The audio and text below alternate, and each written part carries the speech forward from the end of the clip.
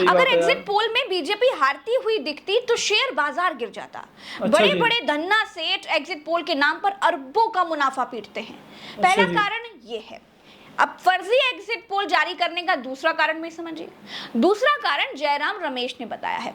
जयराम रमेश ने कहा है कि एग्जिट पोल के बाद अमित शाह ने करीब 150 डीएम यानी डिस्ट्रिक्ट कलेक्टरों से बात की।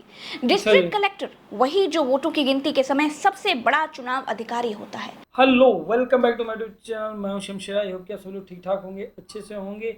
आज की जो रिएक्शन वीडियो होने वाली है वो प्रज्ञा के पन्ना पे कि वीडियो डाली है। वीडियो कब की है इनकी? वीडियो है इनकी 16 घंटे पहले की, जिसमें एग्जिट पोल फर्जी निकले। बताइए, एग्जिट पोल जो करते हैं ना वो फर्जी निकले। कुल से ज़्यादा सीटें बता डाली, रिजल्ट्स होश उड़ा देंगे। तो वीडियो काफ़ी लाजवाब, क्योंकि आप सबको पता है कि कल अपना वोटिंग रिजल्ट्स है, तो सब लोग को बेसब्री से इंतजार है कि भाई देश का लोकतंत्र बच पाता है या नहीं बच पाता है। काफ़ी कुछ होने वाला है कल, तो वीडियो शुरू से लेकर आखिर तक जरूर देखिएगा। हमारे इंस्टाग्राम को फॉलो जरूर कर लीजिएगा। तो चलिए सबसे पहले वीडियो देखते हैं कि क्या कहा गया है आज की इस वीडियो में, फिर उसके बाद में बात करते हैं इस वीडियो के ऊपर।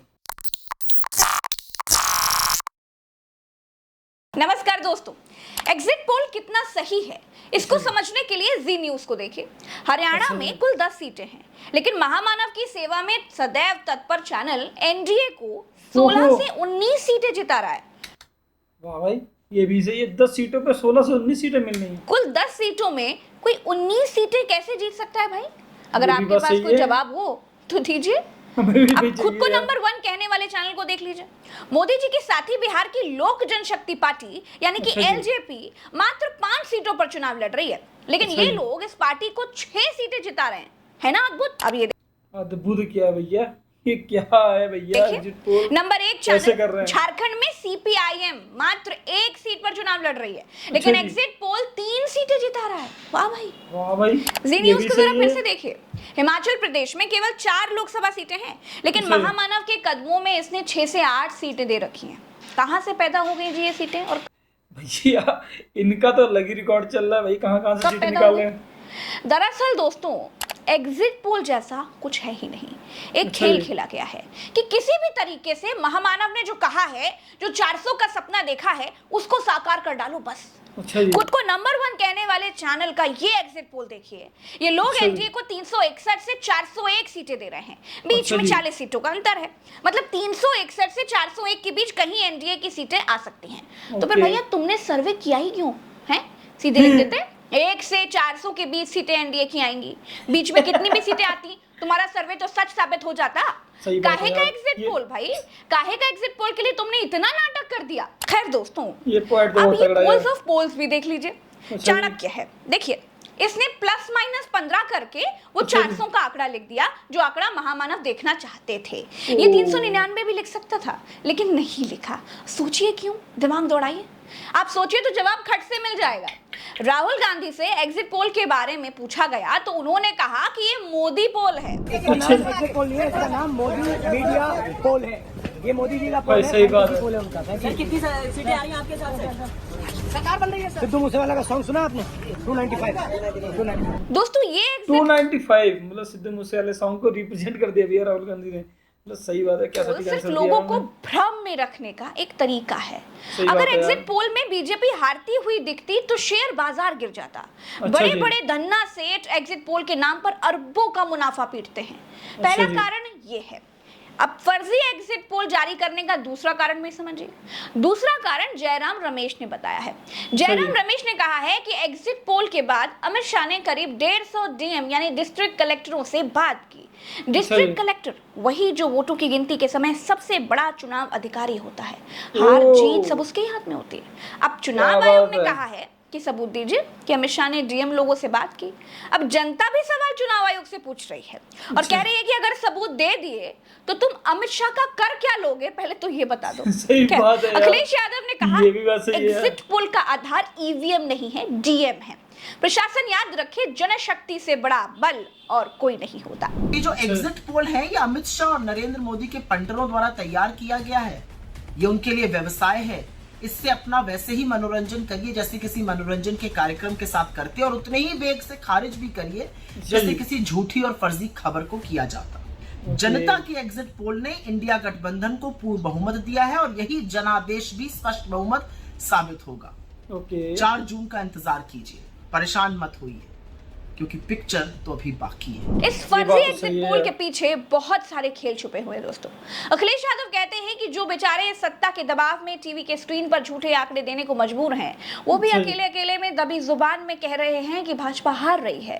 ये विवश लोग 4 जून को सही नतीजे आने पर जनता को मुंह दिखा सके, इसलिए ये कह रहे हैं कि 13 महत्वपूर्ण राज्यों में कड़ी टक्कर है और बाकी राज्यों में तो बीजेपी की उपस्थिति वैसे भी शून्य के बराबर है। आगे वो एग्जिट पोल की क्रोनोलॉजी समझाते हैं। वो क्या कहते हैं सुनिए। वो कहते हैं विपक्ष ने पहले ही घोषित कर दिया था कि भाजपाई मीडिया भाजपा को 300 पार दिखाएगा, जिससे घपला करने की गुंजाइश बन सके। आज का ये भाजपाई एग्जिट पोल कई महीने पहले ही तैयार कर लिया गया था, बस चैनलों ने चलाया आज है। इस एग्जिट पोल के माध्यम से जनमत को धोखा दिया जा रहा है। इस एग्जिट पोल को आधार बनाकर भाजपाई सोमवार को खुलने वाले शेयर बाजार से जाते जाते लाभ उठाना चाहते हैं। अगर ये एग्जिट पोल झूठे ना होते और सच में भाजपा हार ना रही होती तो भाजपा वाले अपनों पर ही इल्जाम न लगाते। भाजपाइयों के मुरझाए चेहरे सारी सच्चाई बयां कर रहे हैं। भाजपा ये समझ रहे हैं कि पूरे देश का परिणाम चंडीगढ़ के मेयर के चुनाव की तरह बदला नहीं जा सकता, क्योंकि इस बार विपक्ष पूरी तरह से सजग है और जनाक्रोश भी चरम पर है।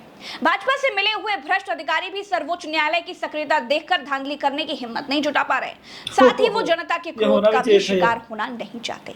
इंडिया गठबंधन के सभी कार्यकर्ता, पदाधिकारी और प्रत्याशी ईवीएम की निगरानी में 1% भी चूक ना करें। इंडिया गठबंधन जीत रहा है, इसलिए चौकन्ने रहकर मतगणना कराएं और जीत का प्रमाण पत्र लेकर के ही विजय का उत्सव मनाएं। दोस्तों, ये पहला एग्जिट पोल है जिसे देखने के बाद विपक्ष को कोई फर्क नहीं पड़ रहा है। ये पहला एग्जिट पोल है जिसका विरोध जनता भी खुलकर कर रही है। ये पहला एग्जिट पोल है जिसे दिखाकर गोदी मीडिया फूले नहीं समा रहा है।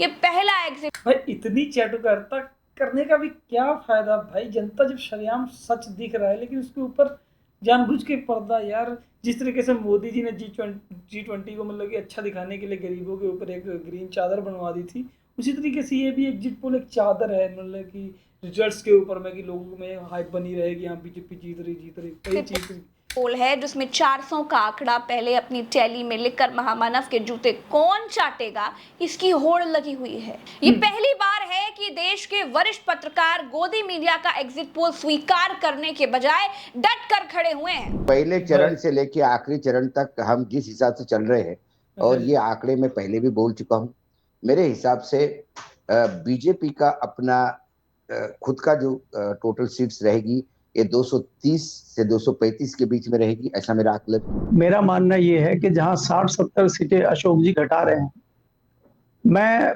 कल भी प्रज्ञा आपको बोला था कि मेरा मानना यह है कि 200 के आसपास रहने की उम्मीद है। और मैंने आपको कहा भी था कि जिन सूत्रों से हमारी बात हुई है और जिस प्रकार से गुप्तचर विभाग के लोगों ने भी रिपोर्ट दी है, उन्होंने 190 बताया है। अच्छा जी। तो उसमें 10-5 सीटें ऊपर नीचे होना बड़ी बात है। के आसपास रहेंगे तब तो सरकार बनाना मुश्किल हो जाएगा। सरकार बनाना मुश्किल 250 पे भी होगा, भले ही अशोक जी कुछ भी कहें। ये इस तरह के लोग हैं, जितना ज्यादा अपने आप को दिखा रहे हैं कि हम बहुत ताकतवर हैं और हम बहुत बड़े ये हैं, सबसे पहले इसी तरह के लोग मैदान छोड़ के भागते हैं। आंकड़े तो हम दे चुके हैं कई बार, और वो लगभग वही बात है कि 204 का आंकड़ा हम एनडीए के लिए देते हैं और 307 का इंडिया के लिए। मगर इस आंकड़े के अपने आधार भी हैं, और वो आधार लगभग जो अशोक जी कह रहे थे वही है। लेकिन हम थोड़ा, जैसे महाराष्ट्र में वो बहुत उदार भाव से देख रहे हैं, हमने उदारता नहीं बरती है।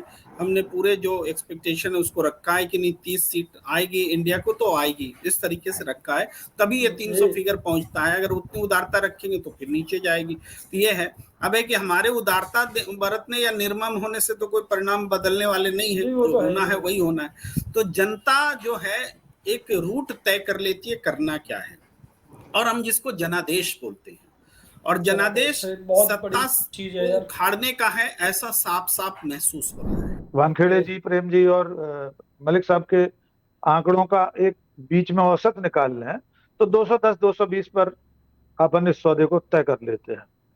जैसे बाजार में जाते हैं ना, दुकानदार से कहते हैं ना आपकी ना हमारी, इतना भाव लगा लो। तो जो बीच का भाव हम लोग लगा लेते हैं 220 के आसपास, 210 220। दोस्तों एक बात सोचिए कि एक्सिस माई इंडिया के मालिक जो एनडीए को आज तक चैनल पर 400 सीटें दे रहे हैं, अच्छा ये जी। कल तक क्या कह रहे थे? ये कल तक कह रहे थे कि देश बहुत बड़ा है, यहाँ किसी राज्य में किसी की लहर है तो किसी राज्य में किसी और की लहर है। अच्छा यही जी। प्रदीप गुप्ता 4 दिन पहले तक कहीं कहीं कांटे की टक्कर और अलग अलग पार्टियों की लहर देख रहे थे। अब ओके। अचानक एनडीए को 400 पार करवा दिया। वाह भाई। ये तो 7वें चरण में काबिले तारीफ 57 है यार सीटें भाई। थी। उनका आंकड़ा वोटिंग के बाद उनके पास एकमात्र 1 घंटे में आखिर कैसे पहुंचा? क्योंकि चुनाव बात है। आयोग के पास भी फाइनल वोट प्रतिशत उस दिन की शाम 7 बजे आता है और बाकी का अगले 4 दिन में आ जाता है। तो एग्जिट पोल चाटुकारिता के लिए, शेयर बाजार के सेठों के लिए, महामानव की नजरों में ऊंचा उठने के लिए बुना गया एक जाल है। ये पोल गिनती में गड़बड़ करने की एक ढाल है। इस वीडियो में इतना ही। दीजिए इजाजत। राम राम, दुआ सलाम, जय हिंद। तो जी ये है असली वजह भाई एग्जिट पोल्स की। इतनी 400 प्लस सीटें, मतलब जहाँ जहाँ एक सीट वहाँ 2 से 3 सीटें जिता रहे हैं, और जहाँ 10 सीटें वहाँ 16 17 19 वोटें मतलब सीटें दे रहे हैं। भाई ये चाटुकारिता कुछ ज़्यादा ही नहीं हो रही है भाई? मतलब हद से ज़्यादा हो गया, लग रहा है आपको ज़्यादा ही भाई मिल गया होगा दाम, जिसकी वजह से मतलब कि उनको भूल ही गया कि अरे भाई यहाँ पे 10 ही सीटें हैं, यहाँ पे ज़्यादा नहीं बोलना है, लेकिन वो फिसल जाते हैं, कभी कभी हो जाता है। तो जो देश की जनता है ना, जनादेश जिसको बोला गया, ये किस तरीके से अब बीजेपी की मिट्टी पलीत करने वाली है, ये बस कुछ चंद घंटों की बात रहेगी। कल के रिजल्ट्स सब कुछ क्लियर करने वाले हैं। अगर एग्जिट पोल के जरिए से धांधली ना की गई तो भाई सीधी सी बात है, खुला बोलेंगे कि इस बार अगर बीजेपी जीतेगी तो समझ लो एडी तक का जोड़ लगा के वो अपनी फ्रॉड, अपने स्कैम, उन्होंने किसी तरीके से धांधली करने के कुछ नहीं छोड़ा होगा, तब वो जीतने वाली है। अदरवाइज बीजेपी सरकार में नहीं आने वाली है। तो आई होप कि इस एग्जिट पोल्स को देख के आपको अंदाज़ा लग ही गया होगा कि किस तरफ बढ़ रही है देश की जनता। तो आई होप कि आज की जो रिएक्शन वीडियो थी काफ़ी लाजवाब थी, काफ़ी इन्फॉर्मेशनल थी। अगर बढ़िया लगे तो वीडियो को लाइक शेयर कमेंट जरूर कीजिएगा, हमारे इंस्टाग्राम को फॉलो जरूर कर लीजिएगा। तो मिलते हैं नेक्स्ट वीडियो में एक और अच्छे से रिएक्शन वीडियो के साथ। तब तक के लिए टेक केयर, बाय बाय।